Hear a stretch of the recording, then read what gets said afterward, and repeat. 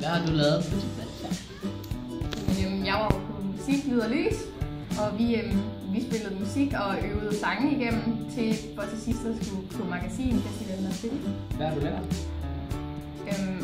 Vi lærte noget med, jeg blev i hvert fald bedre til at spille på instrumenter, og så havde de jo også det med lyd og lys, hvor der var nogen, som så sad ude og arbejdede med mere sådan teknisk sådan noget inde på, hvordan man sådan skulle sætte musik sammen og sådan noget.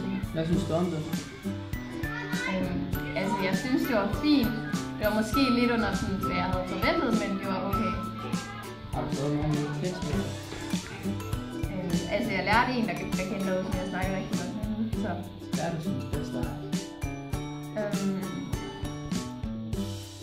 Jeg synes, det var fedt, at der var sådan andre derude, så det ikke kun var dem fra en skole, men sådan, jeg snakkede med igen, men der var nogle andre hen. Er der nogle forventninger til valgfærdet?